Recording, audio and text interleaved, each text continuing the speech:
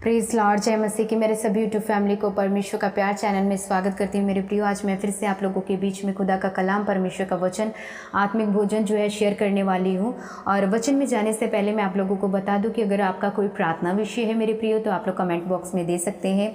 हम आपके लिए प्रार्थना करेंगे। और जितने भी मसीही भाई बहन पहले उन्होंने प्रार्थना विषय दिया था, उनके लिए प्रार्थना हो रही है।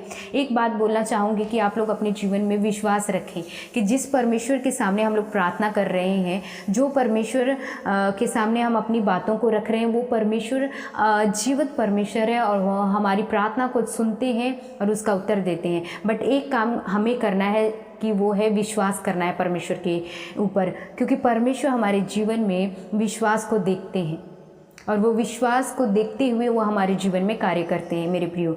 तो आइए हम परमेश्वर के वचन में चलेंगे। सबसे मैसेज में जाने से पहले एक वचन पढ़ना चाहूँगी आप लोगों के बीच में। यूहन्ना रचित सुसमाचार 15 अध्याय उसका 16 वचन में लिखा है, यीशु मसीह क्या बोल रहे हैं। उन्होंने कहा कि तुमने मुझे नहीं चुना है, परंतु मैंने तुम्हें चुना है। यहाँ पर यीशु मसीह हम लोगों से, उस समय यीशु मसीह ने चेलों से कहा था, बट ये वचन आज हमारे लिए प्रभु यीशु मसीह बोल रहे हैं कि तुम लोगों ने मुझे नहीं चुना है, मैंने तुम्हें चुना है। तो इसका मतलब क्लियर हो गया है कि हम लोग अपनी मर्जी से प्रभु के करीब में नहीं आए हैं। हम अपनी मर्जी से परमेश्वर के पास आके आराधना नहीं कर रहे हैं। प्रभु ने हमें बुलाया है, प्रभु ने हमें चुना है। तो हम परमेश्वर के बच्चे हैं। परमेश्वर ने हमें इकट्ठा किया है ना, ताकि हम परमेश्वर की आराधना कर सकें, परमेश्वर के पीछे चल सकें। हम चुने हुए लोग हैं। तो मेरे प्रियो, मैं आप लोगों को एक बात बताना चाहती हूँ कि जब हम चुने हुए लोग हैं, जब परमेश्वर ने हमें चुना है, परमेश्वर ने हमें अपने पास बुलाया है, हम परमेश्वर के बच्चे हैं, हम परमेश्वर के जन हैं, परमेश्वर के लोग हैं, परमेश्वर की कलीसियाँ हैं।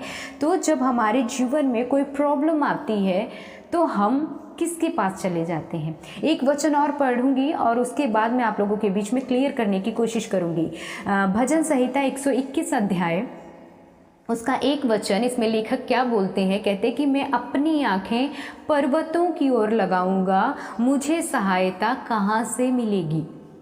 एक क्वेश्चन मार्क है वहाँ पर, लेखक पूछ रहे कि मुझे सहायता कहाँ से मिलेगी, और साथ ही वो आंसर भी दे रहे हैं। बट उससे पहले मैं आप लोगों से क्वेश्चन करना चाहती हूँ कि जब प्रभु यीशु मसीह ने हमें चुना है, जब परमेश्वर ने हमें अपने पास बुलाया है, परमेश्वर ने हमें नाम लेकर बुलाया है, हम परमेश्वर के लोग हैं, हम परमेश्वर के बच्चे हैं, परमेश्वर के जन हैं। तो जब हमारे जीवन में ऐसी कोई परिस्थिति आ जाती है जहाँ पर हमें सच में एक मदद की ज़रूरत पड़ती है, सच में हमें सहायता की ज़रूरत पड़ती है, तब हम किसके पास जाते हैं। हम अपनी उस बात को भूल जाते हैं कि हमें बुलाने वाला परमेश्वर है, हम परमेश्वर के बच्चे हैं। बट जब हमारे ऊपर प्रॉब्लम आती है, परेशानी आती है, मुश्किल घड़ी आ जाती है, मुसीबत में फंस जाते हैं, उस समय हम अपने बुलाने वाले के पास नहीं जाते हैं, जिन्होंने हमें बुलाया होता है उनके पास हम जाने की बजाय हम किसी इंसान को ढूंढने लग जाते हैं। हम दूसरे से अपेक्षा करने लग जाते हैं, कि इंसानों से अपेक्षा करते हैं कि वो मेरी मदद करेगा, वो मेरी सहायता करेगा, शायद ये मुझे इस मुश्किल घड़ी से बाहर निकाल सकता है। अरे नहीं, वो मेरा दोस्त है, वो मेरा फ्रेंड है, शायद मैं उसके पास जाऊंगा तो मुझे कुछ हल मिल सकता है। हम अपने दिमागों में ना ऐसी सी बातों को लेकर आने लग जाते हैं कि नहीं, मैं अगर मुसीबत में हूँ, मुश्किल घड़ी में हूँ, प्रॉब्लम मेरे जीवन में, लाइफ में है, तो शायद मेरा फ्रेंड है या फिर मेरे रिलेटिव्स हैं या फिर मेरा नज़दीकी कोई है, या मैं उसके, आपके सबके मन में कोई ना कोई ऐसा है, आप सोचते हैं कि उसके पास जाऊँगा तो वो मेरे प्रॉब्लम का हल बताएगा, मैं उससे बात करूँ, तुरंत कॉल लगाएंगे, मेरे जीवन में ऐसा हो गया, वैसा हो गया। और सामने वाले से, एक इंसान से हम अपेक्षा रखते हैं कि वो हमारी मदद करेगा, वो हमारी हेल्प कर सकता है शायद। बट जिसने हमें बुलाया है, जिसके हम बच्चे हैं, जिन्होंने हमें चुना है, हम उसके पास नहीं जाते। ऐसा क्यों? जबकि परमेश्वर का वचन कहता है कि मैंने तुम्हें चुना है, मैंने तुम्हें बुलाया है। बट जब हम बुरी परिस्थिति में फंस जाते हैं तो हम इंसानों के पास भागते हैं, मनुष्यों से अपनी सहायता ढूंढने लग जाते हैं। परमेश्वर के करीब क्यों नहीं आते?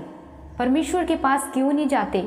मदद की ये बात भूल जाते हैं कि हमें किसने बुलाया है, हमें किसने आज तक जीवित रखा है, हमें किसने आज तक चलाया है, हमें किसने आज तक यहाँ तक पहुँचाया है। ये सारी बातों को हम भूल जाते हैं, है ना मेरे प्रियो। बट लेखक यहाँ पर क्या बोल रहे हैं, यहाँ पे मैं वचन पढ़ूंगी आप लोगों के बीच में। भजन संहिता 121 अध्याय 1 वचन जब हम लोगों ने पढ़ा था, उसका बी पार्ट जब हम पढ़ते हैं उसमें लिखा है कि मुझे सहायता कहाँ से मिलेगी। लेखक बोल रहे, क्वेश्चन उन्होंने किया और खुद ही वो आंसर भी दे रहे। क्या बोल रहे कि मुझे सहायता यहोवा की ओर से मिलती है। उन्होंने ये नहीं बोला कि मुझे सहायता यहोवा की ओर से मिलेगी, ऐसा नहीं बोल रहे। वो बोल रहे कि मुझे यहोवा की ओर से सहायता मिलती है, क्योंकि हमारा परमेश्वर जिन्होंने हमें चुन लिया है, जिन्होंने हमें अपने पास बुला लिया है, वो परमेश्वर तब से ही वो क्या करते हैं, हमें हमारे जीवन में कार्य करते आते हैं। बट ये बात को हम इग्नोर करते हैं, अनदेखा कर देते हैं। हम समझ ही नहीं पाते कि आज मैं यहाँ पर हूँ तो मुझे कौन लेकर आया है यहाँ पर, आज मैं इस जगह पर हूँ तो मुझे कौन लेकर आया है, किसने मुझे अभी तक जीवित रखा है, किसने मुझे अभी तक चलाया है ना। लेखक बोलते कि मुझे यहोवा की ओर से सहायता मिलती है। तो मेरे प्रियो, मैं आप लोगों को बता दूं कि अगर परमेश्वर ने आपको चुना है ना, अगर आपके जीवन में आप लोग कोई भी बुरी परिस्थिति से होकर गुजर रहे हैं, आज अगर आपके जीवन में कोई प्रॉब्लम है, आज अगर आपके जीवन में कोई परिस्थिति बुरी है, जो बीमारी से जूझ रहे हैं, आप लोग भूल गए उस परमेश्वर को। आप लोग सोचते हैं कि नहीं मैं उस इंसान से बात करूं। अगर आप लोग ऐसे हालात में पड़े हैं कि आपको कुछ भी नज़र नहीं आ रहा, तो परमेश्वर के वचन को याद रखें कि परमेश्वर ने आपको क्या कहा है। परमेश्वर ने कहा कि मैंने तुम्हें चुना है, तुम लोगों ने मुझे नहीं चुना। तो उस जिसने हमें चुना है, जिसने हमें बुलाया है, जिसने हमारा नाम लेकर अपने करीब में लेकर आए, उस परमेश्वर को याद रखें और ये बोले, अपने मुंह से अंगीकार करें कि नहीं, अगर मैं इस आज बुरी परिस्थिति में हूं तो जिन्होंने मुझे चुना है, जिसने मुझे अपने पास बुलाया, वही मुझे इस बुरी परिस्थिति से बाहर निकालेगा। मैं आप लोगों को बता दूं कि आपकी सहायता खुदा की ओर से है, मनुष्य की ओर से नहीं है मेरे प्रियो।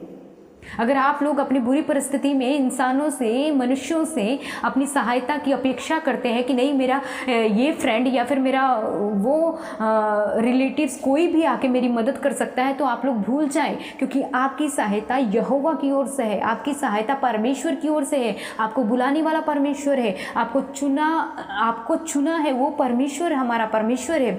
आपको अपने पास लेकर आए वो हमारा परमेश्वर है। आपको आज तक जीवित रखा, आपको चलाया है, वो हमारा परमेश्वर है, कोई इंसान नहीं है। तो अगर आप बुरी परिस्थिति में फंस जाते हैं तो किसी इंसान से अपेक्षा रखने की बजाय अगर आप परमेश्वर से अपेक्षा रखते हैं, परमेश्वर की हजूरी में बैठते हैं, परमेश्वर के सामने घुटने टेकते हैं और प्रभु को बताते हैं कि प्रभु मेरे जीवन में ये बातें हो रही हैं, मेरे जीवन में ये परिस्थितियाँ हो रही है, बुरी परिस्थितियों से मैं गुजर रहा हूँ, मुझे ये चीज़ की ज़रूरत है, मुझे इसका हल नहीं मिल रहा, अपनी बातों को जब परमेश्वर के आगे आप लोग रखते हैं तो प्रभु की कृपा को, प्रभु की अनुग्रह को, प्रभु के उस जवाब को आप लोग अपने जीवन में देखोगे मेरे प्रिय।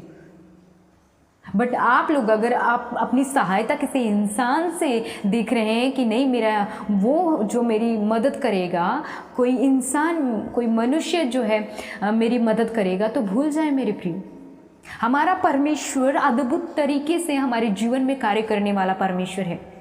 आप लोगों को पता है अकाल के समय लोग भूखे मर रहे थे, बट एलिया जो था, परमेश्वर के दास एलिया नबी जो है, उनका भरोसा परमेश्वर पे था और परमेश्वर ने उसको भूखा नहीं रहने दिया। परमेश्वर ने उनको कौवे के थ्रू खाना खिलाया। वो कौवा है ना, कौवा जो कि दूसरे की रोटी छीन के भाग जाता है, बट परमेश्वर के आदेश से वो क्या करता है, रोटी कहीं से लेकर आता है और परमेश्वर के दास एलिया को खिलाता है। मेरे प्रियो, आप लोग सोच भी नहीं सकते कि परमेश्वर आपके लिए किस तरीके से रास्ता खोल के देंगे। हम लोग भूल जाते हैं जब ऐसी मुश्किल घड़ी आ जाती है ना, परिस्थिति ऐसा हमारे लाइफ में आ जाता है ना, तो हम लोग एकदम से दिमाग हमारा काम करना बंद कर देते हैं और हम लोग परमेश्वर की तरफ अपनी आँखों को उठाते भी नहीं हैं। बट भजन संहिता 121 में क्या लिखा है कि परमेश्वर हमारा रक्षक है, परमेश्वर हमारा सहायक है, वो हमारी सहायता करने वाला है। मैं आप लोगों के मैसेज के थ्रू मैं आप लोगों को यही बताना चाहती हूँ, आप लोग जिस भी परिस्थिति से आप लोग आज गुजर रहे हैं, आपका टाइम बुरा चल रहा है ना, आप थोड़ा डिस्करेज है अपने मन में, आपका दिमाग काम करना बंद हो गया है, याद रखें एक बात, आपको किसने चुना है, आपको किसने बुलाया है, आपको अभी तक किसने चलाया है, आपको आज तक किसने जीवित रखा है, उस परमेश्वर को याद रखें, उस खुदा को याद रखें अपने जीवन में। और वो याद रखते हुए आप अपनी बुरी परिस्थिति में परमेश्वर के सामने घुटना टेकें। अपनी परिस्थितियों को किसी और के सामने गिड़गिड़ाने की बजाय परमेश्वर के सामने रखें, परमेश्वर के सामने गिड़गिड़ाएं कि प्रभु मेरे ये हालात हैं, मेरे लाइफ में ये बातें चल रही हैं। जब हम परमेश्वर के सामने रखते हैं ना, परमेश्वर आनंदित हो जाते हैं कि मेरा बच्चा मेरे करीब में आया है और वो मुझे अपना समझ रहा है, इसलिए मेरे पास अपनी प्रॉब्लम को लेकर आया है। पर जब हम अपने परमेश्वर को भूल कर किसी इंसान से सहायता के लिए चले जाते तो मेरे सोचो परमेश्वर क्या सोचते होंगे। प्रॉब्लम का हल ये मनुष्यों की ओर से ढूंढ रहा है, खोज रहा है कि कोई मनुष्य उसका हल निकालेगा। सृष्टि का कर्ता परमेश्वर है, आपके जीवन को सृजा परमेश्वर ने है, आपको चुना परमेश्वर ने है ना।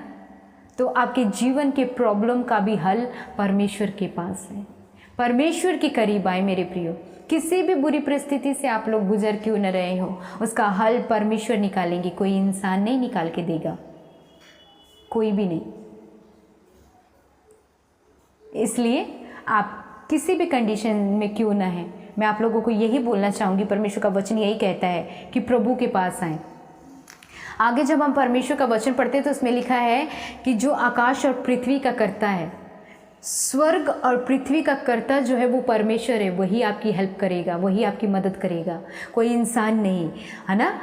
परमेश्वर का वचन कहता है वो तेरे पाँव को टलने ना देगा, तेरा रक्षक कभी ना ऊँघेगा। आपको पता है वो जीवित परमेश्वर है, वो कभी सोते नहीं है, कभी ऊँघते नहीं है, उनकी आंखें निरंतर आपकी ओर लगी हुई हैं, आपको देख रहे हैं परमेश्वर। परमेश्वर का वचन कहता है कि तेरा रक्षक, मतलब आपका रक्षा करने वाला परमेश्वर जो है वो कभी भी ऊँघते नहीं, कभी सोते नहीं है, उनकी आंखें आपकी ओर लगी हुई हैं। तो आप अपनी रक्षा के लिए, आप अपनी मदद के लिए परमेश्वर के करीब आएँ, परमेश्वर को बताएं। आगे लिखा है कि लेखक बोल रहे कि सुन, इज़राइल का रक्षक न ऊँघेगा न सोएगा, यहोवा तेरा रक्षक है, यहोवा तेरी दाहिनी ओर तेरी आड़ है।